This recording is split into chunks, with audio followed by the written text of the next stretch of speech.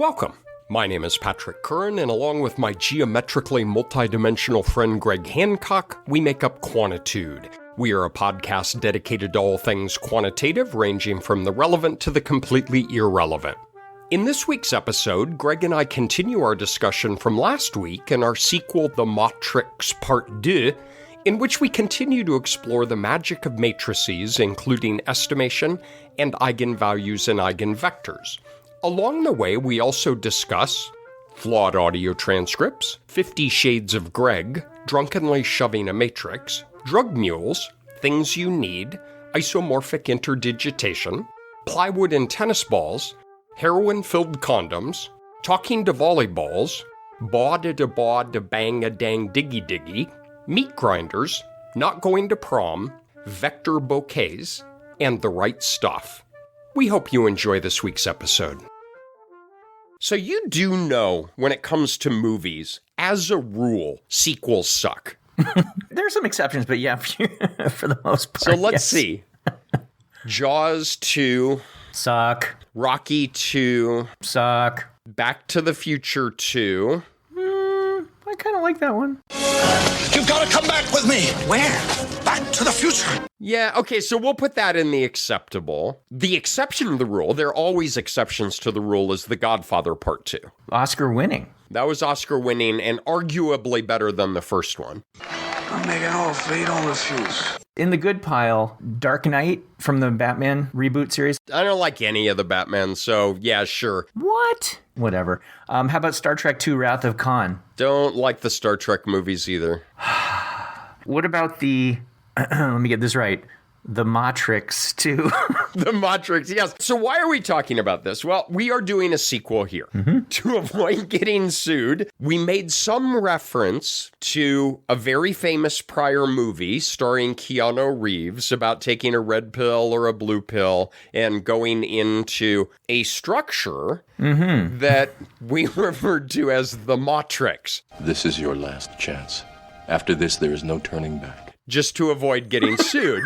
Now, there was a Matrix Part 2. The problem is you and I did not plan on doing a sequel. We ran out of time and I had to go to the bathroom. You're like rocking back and forth in your chair. I was like... And we still had eigenvalues and eigenvectors and spectral decomposition to go. And so we called it, right? Is sometimes you just have to call it. We have a sequel. This was somewhat unplanned, but I got an idea. All right. Usually when they do the sequel, you have to set it up where you bring the people on board who maybe didn't see the first one. So you've got some overview of what happened in the story. Now, this is a serious thing, and I'm actually very excited about this. We are now posting transcripts of the audio on the webpage. All right, so this is very cool. They are imperfect. They are lightly edited. I do not sit down and try to correct all the weirdo things that you say. Wait, that I say? Here's what I thought we would do is we, weirdly, have not edited the Matrix Part 1. That's right. So we're in that weird time machine where, audience, you now are listening to this as it's posted after the Matrix Part 1 was. But as Greg and I are recording this, the raw audio is actually sitting on a hard drive. And by the way, Greg, you probably want to get on that because we're going to post that in a matter of days. But I'm not going to micromanage. Because I have 20 hours just lying around in my schedule. Exactly. It tends to reside between 11 p.m. and 6 a.m. increments. I had an idea. Okay. Let's take the raw audio, run it through the transcription, and there's a voice recognition component to it that speaks it. Oh, nice. We're going to have the audio read the unedited transcripts. And we're going to use that as the summary of Part 1 as we move into Part 2. I like it. Okay, so here's the original clip before editing. Okay, so that was confusing. Let's have a new start where we refer to it as a scalar. Okay, so that was confusing. Let's have a start where we will refer to the scaly hair. Okay. That's before light editing? Is that correct? Okay. That was the raw audio that hasn't been edited for posting with an unedited AI transcript. Okay. Okay. Yeah. So I'm not sure how helpful that was, but we can have an anus tart and a reefer toot if we would like. Should we try another one? Yeah, there might be a better one. We're going to try that again. Maybe that was just a bad blurb. All right. So we'll try this one here. We'll hit play again. So, Greg, you've told me before that you like it done in a matrix. So, Greg, you've told me before that you like a dominatrix, all leather. I didn't know you were going to go all 50 Shades of Greg on me here. You know, the irony is that actually is a correct transcription. Wait, was that our episode or was that some other conversation? That was maybe a hot mic moment. Okay, I'm starting to question the technology. Quantitude, the podcast that requires a safe word. Our safe word is anus tart. Maybe this is a pattern that I'm detecting in the ability of the software to recognize our voices. Okay, maybe this is a little too early for prime time. So I hope people out there find those useful. Now, to clarify, this is not the quality of the transcript that's online. This is the reading recognition, so we really do have useful transcripts that don't involve dominatrix or anus tarts. Although people might prefer both versions. How about this? How about if I do a cliff notes of what we talked about in just terminology? I'm going to do basic definitional, and you come back with the geometry of it. That sounds good. All right, here we go. We are going to start with what's called a scalar. A scalar is just a number. In part one, Greg had a wonderful description that it's called a scalar because it rescales things. A collection of scalars in a column, so two or more, we're going to call a column vector. We're going to denote that lowercase bold. We're going to define the postal code of that as the rows by the column, and so it's n by 1 would be a column vector of length n. If we want to move to what's called a doubly ordered organization of vectors, we move to a matrix. So a matrix has multiple rows and multiple columns. We're going to use uppercase bold. So instead of a lowercase x, we would have an uppercase x, and this now has rows of n and columns of p would be an n by p matrix. When we want the postal code for an individual element, we go the row first and the column second. So the 3, 4 element is the scalar that's in the cubbyhole in the third row and the fourth column. A matrix can be rectangular. A matrix can be square. We can drunkenly walk up to the matrix, or the vector for that matter, and shove it on its side. So if it's a matrix, the first column becomes the first row. The second column becomes the second row. We call that a transpose. Transpose is a mathematical term for drunkenly shoving a matrix. We can do that to a vector as well, and a column vector flops over on its side, and it becomes a row vector. We can compute what's called a determinant. It's a single numerical value, and it represents the generalized variance in a matrix. If it is 0, that means there's some linear dependency within the matrix. Where do we often do these? Is we will do these with what are called symmetric matrices. That is, below the diagonal values are the same as above the diagonals. Whatever wackabilly world would we ever do that in? Anytime we work with a covariance matrix or with a correlation matrix. Those are symmetric. What else can we do with a determinant? Well, we can compute what's called an inverse of a matrix. Why would we do that? Well, an inverted matrix has the same dimensions as the target matrix. So if we have matrix A and it's P by P, then we can invert A, and that's also P by P. Well, it turns out in matrix algebra, we can add two matrices in the usual way. We can subtract two matrices in the usual way. We can multiply two matrices with a little goofiness that we described in part 1, but it's pretty straightforward. There's no straightforward corollary to dividing two matrices. So we're going to trick it. Instead of dividing matrix A by matrix B, we're going to multiply matrix A by the inverse of matrix B, and that's going to do the same thing as dividing. I think those are the main features. All right, so I'm supposed to do the geometric version of what you just did. What I would like to do is hit on some key points from last time, ones that will be especially useful here in the Matrix Part Deux. or whatever No, it it's is. the matrix. Yep.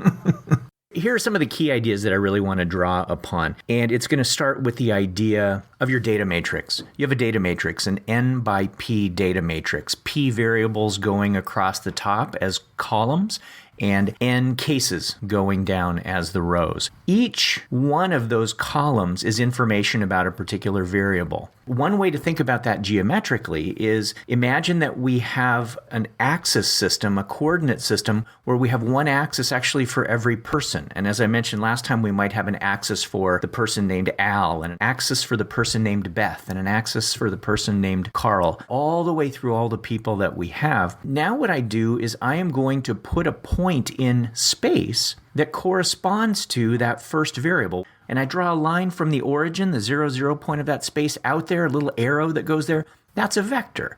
That vector represents the information on that first variable. But I can do that for the second variable, and the third variable, and the fourth variable. If the second variable's arrow, the second variable's vector, is in the exact same place as the other one, then those two variables are perfectly correlated. The second variable doesn't really contribute any different information from the first one. If that variable is at a right angle to that one, and what I mean by that is that if the vector formed by variable 1, x1, and variable 2, x2, are at right angles, it means they communicate completely different information from each other.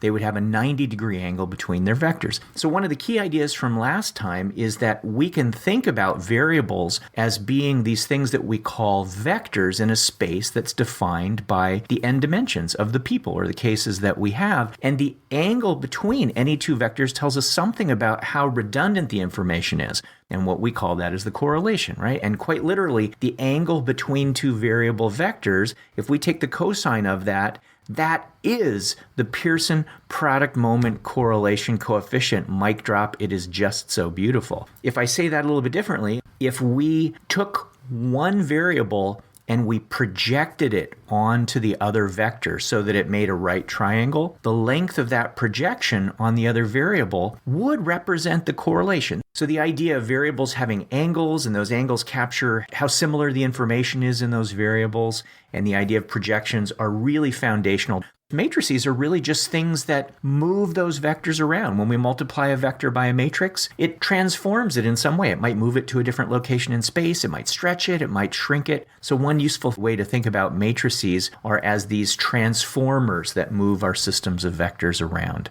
And I think that's about all I want to say geometrically for now. Now we're going to go into new territory from the part one, because there's so many interesting things that we didn't talk about. There are a couple of things that I am particularly intrigued about. We can use these matrices to compute all sorts of stuff for us, right? So in a way, a matrix is like a drug mule. So we want to get something done. We want to get it done efficiently. We don't want to do it ourselves. Well, the drug company won't do anything to help us. All the drugs we want are right across the border. I have a friend who'll help us. There's a drug mule aspect to this. Picture a vector of outcomes. All right, let's just say we have a sample of 10. Call it Y. So it's lowercase, it's bold, it's a vector of 10 scores. Now we're going to create a vector of just ones. We can multiply those two vectors, and it's going to be 1 times Y1 plus 1 times Y2 plus 1 times Y3.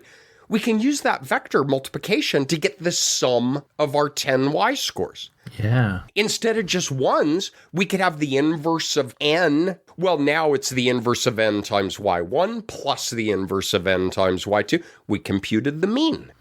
Well, what if you have more than one variable? Okay, well, make y a matrix. Make the vector of ones now a matrix of ones. Do the same thing, and now we have a vector of sums. We have a vector of means, and we can just keep doing this. We can calculate means, we can calculate variances, we can calculate sums of squares and cross products and covariance matrices and correlation matrices, and they're all just based on the data matrix, as Greg just described, right? Everything we have, think about what you have in the world, and we have an N by P data matrix. That's it. Our entire lives, our happiness, our tenure, our contributions to society as a whole. Our worth as human beings, frankly. Our reason for living is an N by P data matrix. you do growth mixture models, you do discriminative function analysis, you do fill in whatever you want. It's all an M by P data matrix. So those matrices and vectors are really like these little workhorses that do things for us. And one of the things that they do for us starts right with some of the ordinary least squares regression, some of the general linear model stuff that we do, right? Exactly. Let's use that as just one example of a very large number of examples where we don't appreciate matrices as we should. There are a couple of themes to this episode. One is matrices are drug mules, and the second is we do not show our appreciation for matrices enough. Let's start big. You've got one predictor and one outcome in a regression. So one X and one Y. What information do we have available to us? We're not going to talk about means. I'll just focus on variances and covariances. Means scale in as they would in the usual way. We have a variance of X, we have a variance of Y, and we have a covariance between X and Y. That's all you have in your entire world. What is it from the Steve Martin movie? And this ashtray. And this lamp. The ashtray, the paddle game, and the remote control, that's all I need. So all I need is this variance of X, this variance of Y, and this covariance of X and Y. All right, that's all we have in the world. But that's all I need. A variance of X, a variance of Y, and a covariance between X and Y. Somebody someday in the past taught you that if we're going to regress Y on X, right, we always do it backwards. It's the dependent variable on the independent variable, meaning X predicts Y. What is that regression coefficient? That regression coefficient is equal to the covariance between X and Y divided by the variance of X. That gives us our OLS regression coefficient, the covariance between X and Y divided by the variance of X. So we're simply rescaling the covariance in a rise over run interpretation that we all want. All right, well, how do we use our drug mule to help us scale that up? Well, let's take our predictors now in X, and we have multiple predictors. Let's say that we were to have P predictors. So now our data matrix is N by P. That's X. How many predictors, you might ask? Doesn't matter. The beauty of matrices is it's N by P. If you have 2, well, there are 2 columns. If you have 22, wait for it, there are 22 columns. They're just balloons. They expand to the number of cases you have and the number of variables that you have. That's our data matrix X. Now, in a multiple regression, we still only have one dependent variable Y. So little y is just going to stay a vector, because whatever it is we're predicting, we only have one of. So what we have to do is do a matrix expression to do the equivalent of the covariance between X and Y divided by the variance of X. Now, if you want to isolate yourself at a party, as Greg and I have done repeatedly, this is an equation that is handy to have at your fingertips, because it will ensure that you don't have to talk to anybody. Not a soul. About a hollow and vapid conversation that you don't want to have with a person you don't want to talk to. Ready, everybody? X prime X inverse, X prime Y. Well, what the heck did we just do? All right, repeat after me if you're driving. X prime X inverse, X prime Y. Not one of the better band names, honestly. It's not isomorphic interdigitation. Greg and I had a wonderful opportunity to meet with a group yesterday. It was headed by Aidan Wright at Pitt. The term isomorphic interdigitation came up. That's a band name. X is your data matrix, N by P. Let's start with that first part. X prime, you drunkenly shove it on its side. It's N by P. Well, now it's P by N. Well, what does X prime X do? Well, it's a P by N times N by P matrix. So we get a P by P matrix. X prime X gives us our sums of squares and cross products. That's the same as a covariance matrix. We just haven't divided by N minus 1. Well, what is X prime Y? We drunkenly shove X on its side, multiply it by Y. Well, that's the sums of squares and cross products, again, insert covariance matrix, between our predictors and our outcome. So X prime X is our covariance matrix among our predictors. X prime Y is our covariance matrix between our predictors and our outcomes. X prime X inverse. Well, we talked just a moment ago. That's our tricky way of dividing. So we're dividing by the sums of squares and cross products matrix of our predictors. What are we dividing? Well, x prime y, which is our sums of squares and cross products of our predictors and our outcome. What is it for one predictor?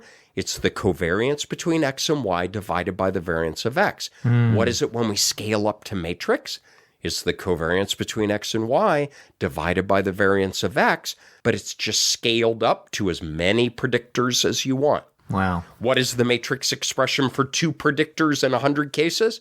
X prime x inverse x prime y. What is it when you have 1,000,000 cases and 500 predictors? Greg? X prime x inverse x prime y. It's beautiful. I'm guessing you can redo what I just said, but using geometry. Oh boy, can I. You're way too excited for that. I'm completely geeked about this. Here's a way to think about it. And what I would like to do is just go straight to the multiple regression case and think about this from a geometric perspective. For us to be able to visualize it as best as possible, I'm just going to do 2 predictors. We've got x1 and x2, and then we have a y variable. One way we often think about this, in addition to the very cool matrix ways that Patrick told you, we are looking to make some linear cocktail out of the x's to try to get it as close to y as possible. And that linear cocktail out of the x's we call y prime or y hat, the predicted y. And we talk about it being as close to y as possible in terms of having minimum residual sums of squares between the two, or maximizing the correlation between y hat and the actual y. So there are different ways to think about it. You have x1 and x2 and y, and I want us to think about those as vectors in space, just like I talked about. So we have this n-dimensional space with each dimension corresponding to a person or a case, and we plot x1 in that space, and it is a vector that zooms out to the point that defines everybody's score. We do the same thing for x2. It is another vector. Maybe those vectors are really close to each other because x1 and x2 correlate really highly. Maybe those vectors are almost at right angles because x1 and x2 contribute very different information. But they are out there in this n-dimensional space defined by the cases that we have. Well, now enter y. Y is just another vector in this space. Y doesn't care, right? We could have called it x3. It doesn't matter. It's just some other vector in that space.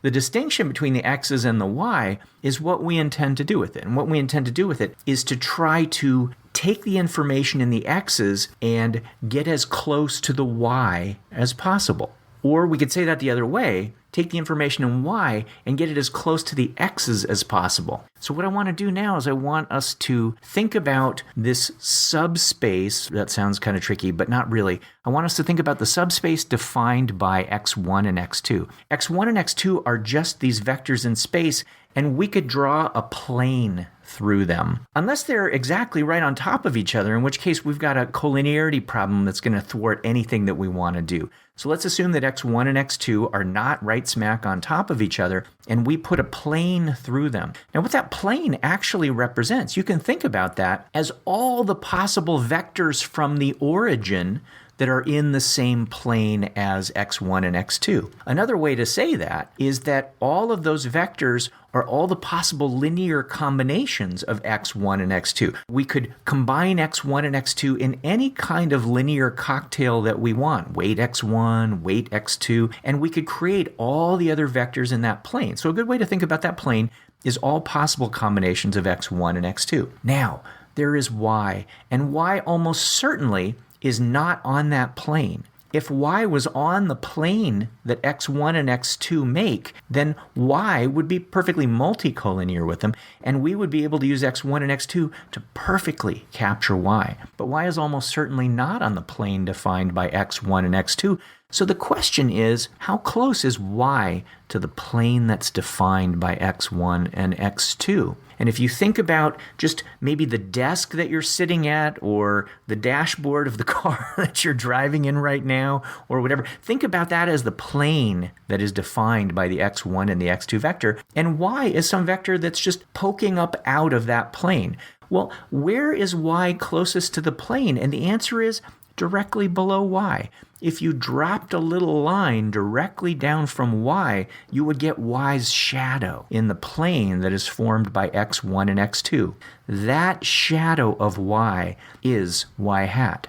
That is where y is as close to the information in x1 and x2, which is defined by their plane, as possible. That vector that is the shadow of y is y hat, and that y hat is some combination of x1 and x2. So in all the matrix stuff that Patrick is sharing with you, that's exactly what's going on with the x prime x inverse x prime y, is figuring out what is that cocktail of x1 and x2 that defines the shadow of y in the plane defined by the x's.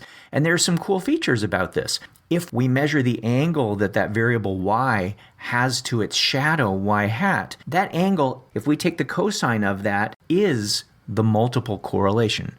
It's a Pearson correlation between those two things, but it's also a multiple correlation as we think about it in terms of multiple regression. So the closer y is to that tabletop that's formed by x1 and x2, the higher the multiple correlation, the big R.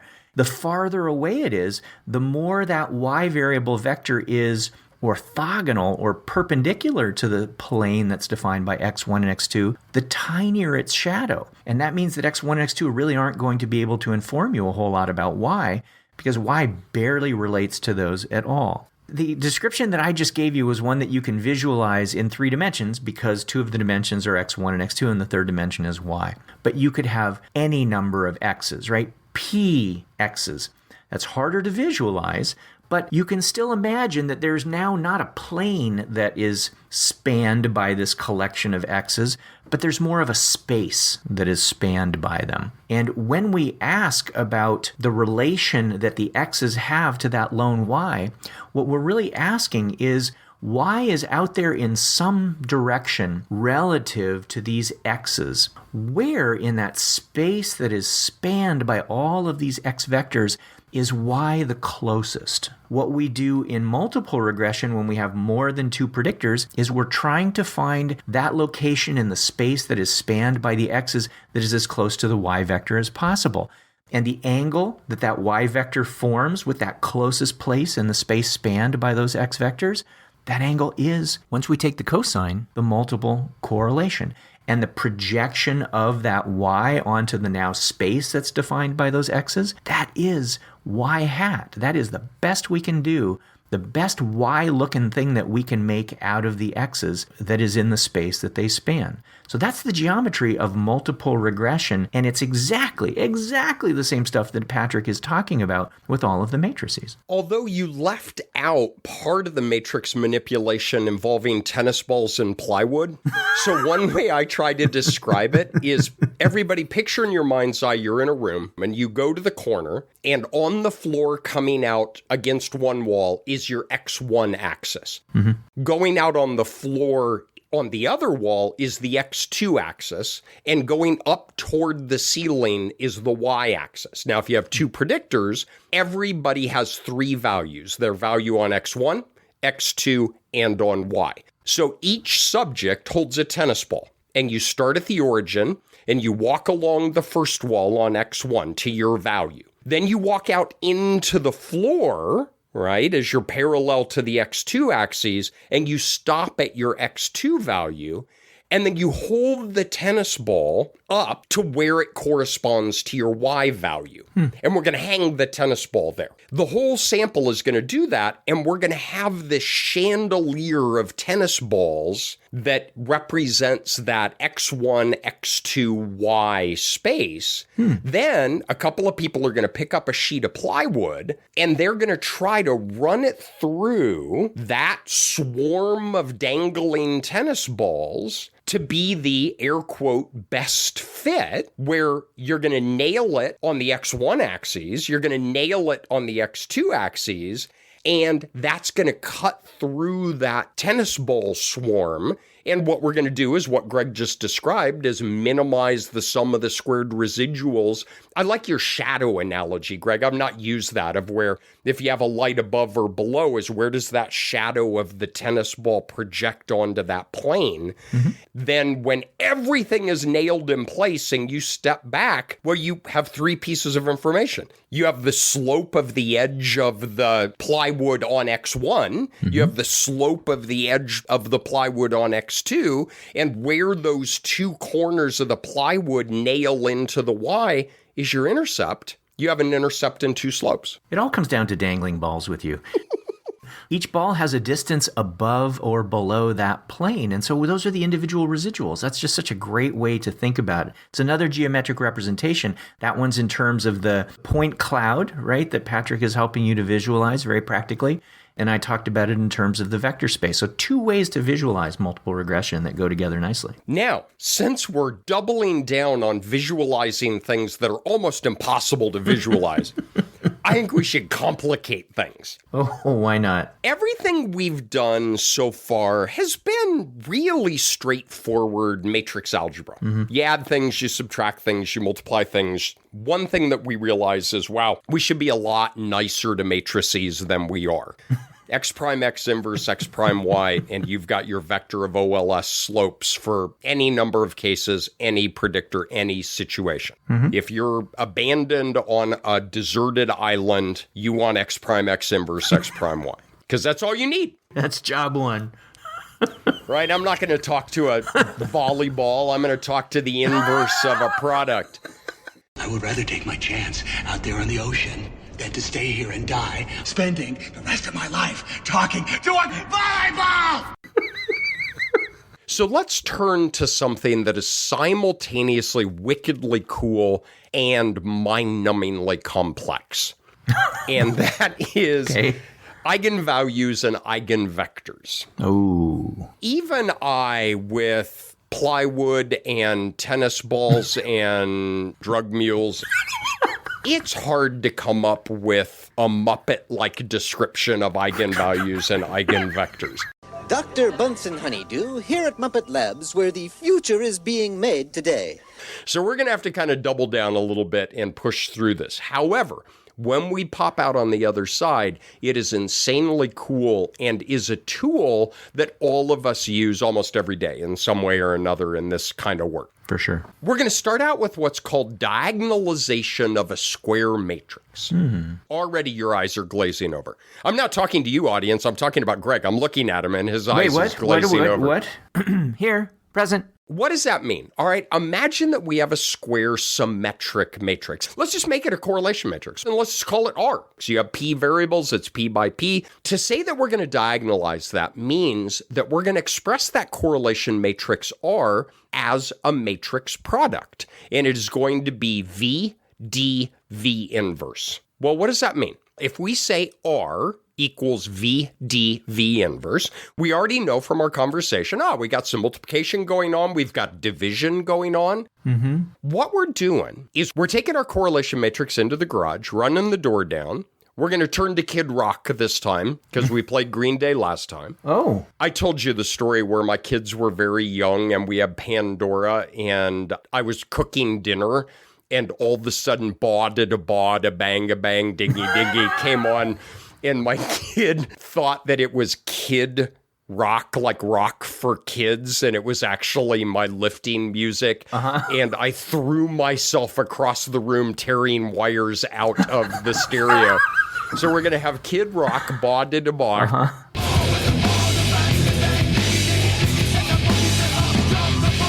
We're going to re-express R in terms of two new matrices, V and D. Well, why on earth will we do that? Well, Greg's going to tell us why we're going to do that in a few minutes.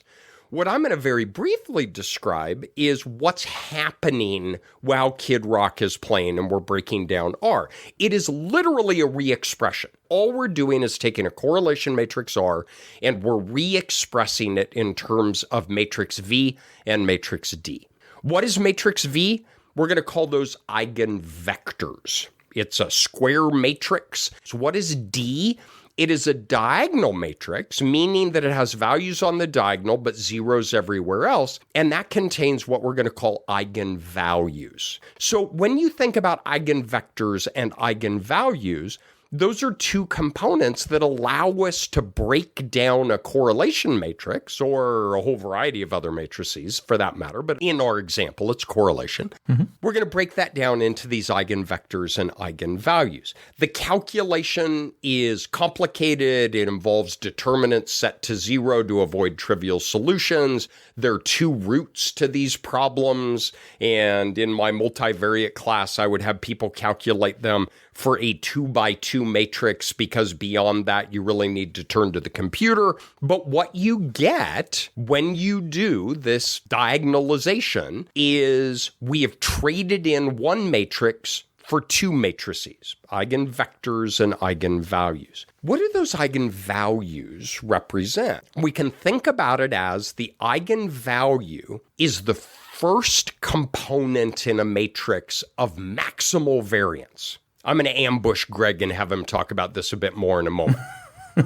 It's a composite of our variables that maximizes the variance in that first weighting. And those eigenvectors are actually the weights that give us that first composite. Then the second eigenvalue is the second composite with the vector weights, the third, the fourth. And we can extract as many eigenvalues as there are variables. So if we have a P by P correlation matrix, we can compute P eigenvalues, and each eigenvalue has an eigenvector that goes with it. Well, these eigenvalues have some crazy cool properties. First, the sum of the eigenvalues, that's equal to the sum of the diagonal elements of your target matrix, of R. Last week, Greg described a trace, and it's the sum of the diagonal. You take the trace of the eigenvalue matrix, that equals the trace of your target matrix. All we've done is taken that total variability on the diagonal, and we've just rearranged it. It's exactly the same, right? You can't create matter, you can't destroy matter. Well, we can't create variance, we can't destroy variance, but we can reorganize it.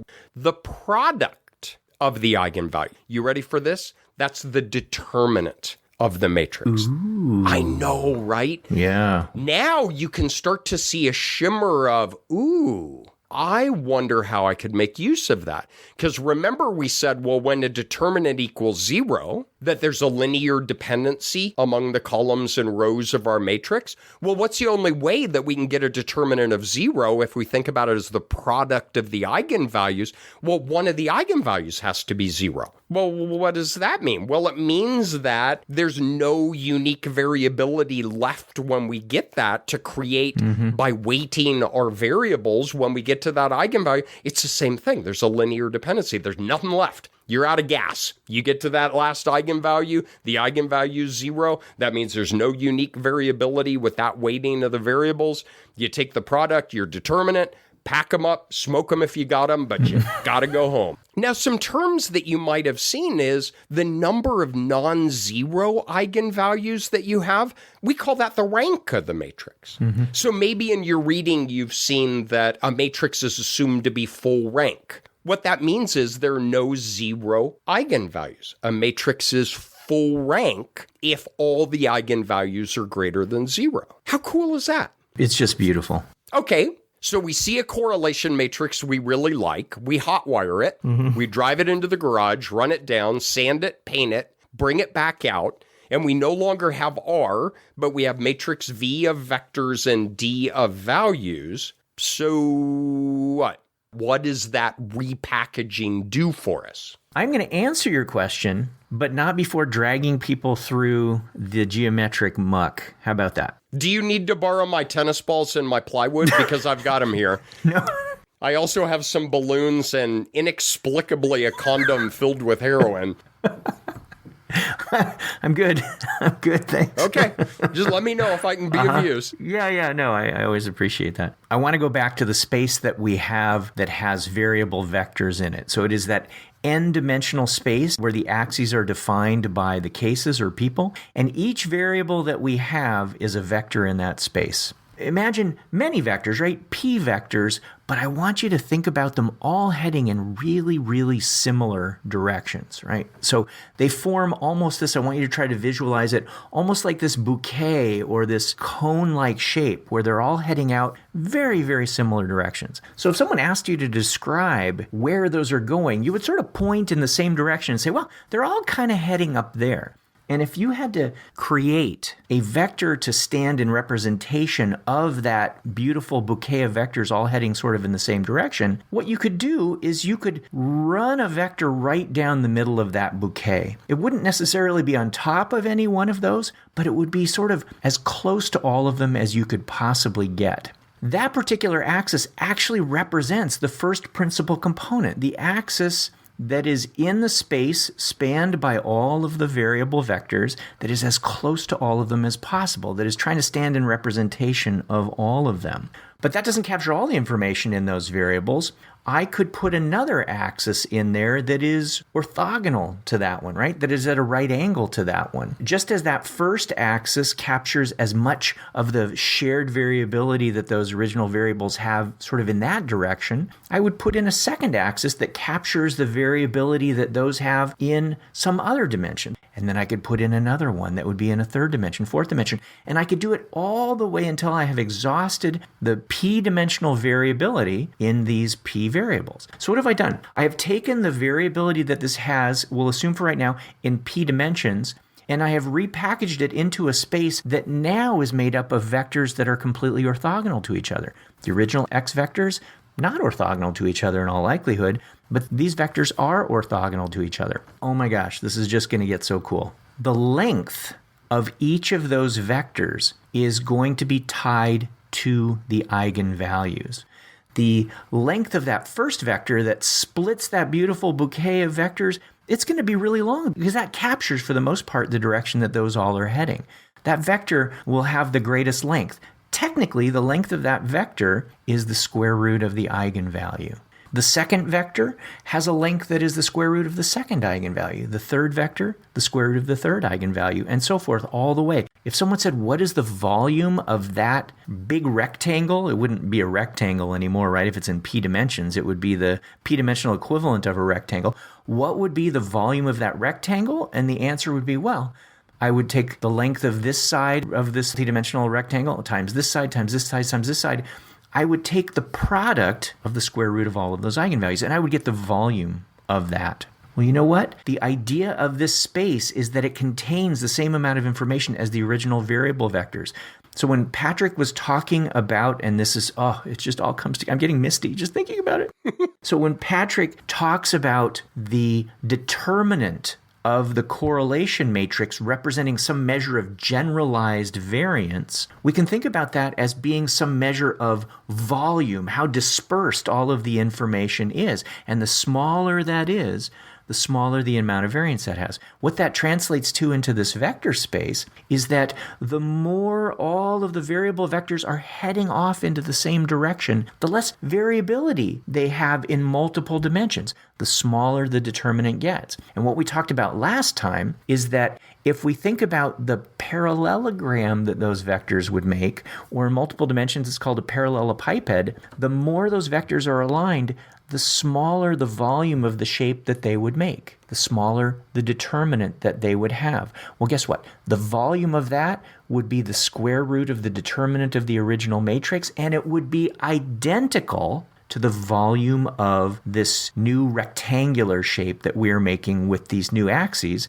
that are the first, second, third, fourth, etc. principal components. So all we have done is repurpose this space. We've put in a major axis to start that captures as much information as possible. We put in a secondary axis that captures as much information as possible in the next dimension while being orthogonal to the first, etc. We just took some funky shape and rectangularized it. That is all the eigenvalue-eigenvector decomposition is doing. The eigenvector tells you where the axis is, and the eigenvalue tells you the scale of that axis, how long or how short that axis is. In a correlation matrix, when you have a redundancy among the variables, by the time you get down to those last few eigenvalues, they could even be zero. And what that means is that there is multicollinearity among these variables, that even if there are p dimensions worth of data, those things are lining up in multivariate space to some extent. So if you had only three variables, x1, x2, and x3, but they all fell into a plane, your 3 dimensions worth of variables would effectively be only 2 dimensions worth of information. In that case, your third eigenvalue would be 0, because after you fit that plane with a first axis and a second axis, there's no need for a third axis. Or you can think about there being a third axis, but it has length of 0. So all of this ties together so beautifully. The eigenvectors, redefining the space of your variables, the eigenvalues, telling you something about the length of those, and those map perfectly onto principal components. I have two observations. One, you gave me static about balloons, tennis balls, and plywood, yet it's a beautiful bouquet. I'm just saying, far be it from me to point out hypocrisy, but okay. We do have a beautiful bouquet. And listeners, you can't see, of course, but as he was describing it, he had his fingers and hands and this beautiful bouquet opening up. So you're going to have to imagine that as well, of him holding his prom flowers. I didn't go to prom. The other one, though, is as soon as we start thinking about matrices and thinking about things in the way that Greg just described, some things, at least to me, start making a little more sense. And one example of many is multicollinearity. A lot of times people will say, well, I don't understand. I'm having trouble inverting the matrix, but I don't have any correlation that's greater than 0.6. And my typical response is, I don't care. Mostly because that's how I show support. Right. That's a bivariate correlation. The very term multicollinearity, Greg is waiting for his date to pick him up on prom night with his beautiful bouquet of flowers. It's not one correlation. That's right. Right? That's this whole notion is you have this explosion of vectors that are going out, and that the multicollinearity part is by the time you do what Greg described, you take the first component, and then you take the second one that's orthogonal to the first, and you take the third one that's orthogonal to the second, and you get to the last one, and there ain't nothing left. That's multicollinearity. And that highlights one of the key purposes of what we do in so many aspects of data analysis. That's that notion of data reduction, that even if we have p variables, that doesn't necessarily mean we have p dimensions worth of information. And even if we do have p dimensions of information, we might not care about all p dimensions worth of information. And when we talk about principal components as a data reduction technique, or as Doug talked about, right, this is one big sausage maker. I think that might be, or he called it a meat grinder, right? I always think of the eigenvalue decomposition as like a meat grinder. The data you put in it is just a different cut of meat. If we take a covariance matrix, put it in our meat grinder decomposition, we get out principal components. If we take a contingency table, we have correspondence analysis. If we take a distance matrix, we get multidimensional scaling. Discriminant analysis, just eigenvalue, eigenvector decomposition when you have a categorical outcome. If I were to be able to have my way, I would have matrix algebra be one of the big components that everybody needs to have a strong understanding on. That's all we work with. And then everything else just falls from that. When you think about this rather esoteric concept of eigenvalues and eigenvectors, is we use this all the time, whether you're aware of it or not. And not only is it a workhorse for us, but for me, Greg, I think it's a way of thinking about our data. Your bouquet of vectors, right? By the way, did your prom date ever show up? I know you were waiting with your bouquet. I did not go to my prom, all right? So shut up. Okay. I had a scheduling conflict. So we're all applied researchers. You go out, you gather a sample, you obtain measures, you calculate a correlation matrix. And when you look at that correlation matrix, eigenvalues and eigenvectors give you a way of thinking about not just how are these measures related to variables at a time, but how are they structured multivariately using this underlying concept of these vectors and distances and components. It's a really remarkable way of thinking about our data in a multivariate space. And overlaid on top of all of this matrix algebra, there's a whole calculus of matrix algebra. So for those of you who just aren't completely fulfilled taking derivatives with respect to single variables, you can take derivatives with respect to vectors, with respect to matrices, and as torturous as that might sound, the whole purpose is that these are expandable. These are able to accommodate systems that include any numbers of variables, any numbers of cases, and this is the machinery that's going on under the hood of the things that we do. I think it's nice to be able to know that that machinery is there, that it's accessible, and that it's even visualizable in terms of the ways that we've talked about it. Hello, Neo. I am the architect. I created the Matrix, a harmony of mathematical precision. I've been waiting for you. But Patrick, I don't want to do matrix algebra. I hate matrix algebra. Is there something that can take me through all of this matrix manipulation stuff, but that isn't matrix manipulation stuff? You know what's funny, folks, is you would think that was a gag Greg's doing. He's actually asking me that as a question. I'm having a tantrum! I didn't go to prom. Boy, it is all about prom, isn't it? Still bitter. We could turn to the systematic study of the guinea pig. What we're going to do next time is the Matrix Part Deux? I don't know. I think we're already in enough legal trouble. Yeah, that's true. Let's go down a different path. The Wright Stuff. Okay, I was actually going to cut Greg off and say I'm going to cut that, but actually that's really funny. It's so surprising. We're at 87 minutes. It's the first funny thing you've said.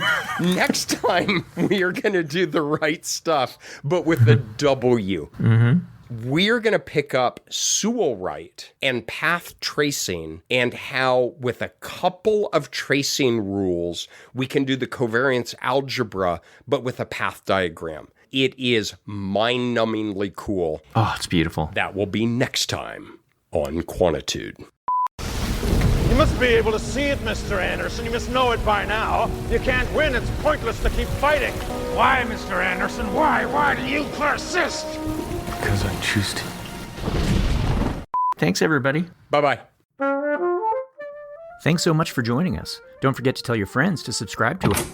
Anyone home? Hey, Jiffy! Great to see you. It's great to be back. I assumed everything would be fine, given your, very particular set of skills. Oh, yeah. Ethan sold me to someone who locked me in a cage, but whatever. Seriously, how'd you get out? Well, as you know, lemurs like me have 2 tongues, so I just used them to pick the lock. I'm quite gifted, lingually. Okay. So where have you been since then? Well, I was in New York City, so I saw some amazing Broadway shows. I went to the top of the Empire State Building, the Metropolitan Museum. I visited my favorite park benches in Central Park. Tons of cool stuff. Fun. Oh, and one of my BFFs, Craig, flew in. Do you know Craig?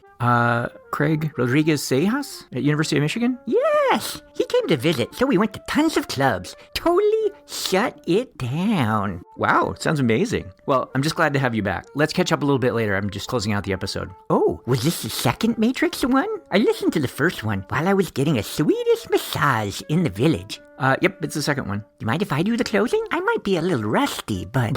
Okay, be my guest. Thanks so much for joining the Quantitudes. Don't forget to tell your friends to subscribe on Apple Podcasts, Spotify, or wherever they go to get stuff to listen to while out for a run, only to have people cross over to the other side of the street when you start laughing out loud. We're talking to you, Alexandra Earhart. Nice. You can also follow us on Twitter, where we are at QuantitudePod, and visit our revamped website, quantitudepod.org, where you can leave us a message, find organized playlists and show notes, listen to past episodes, and other fun stuff.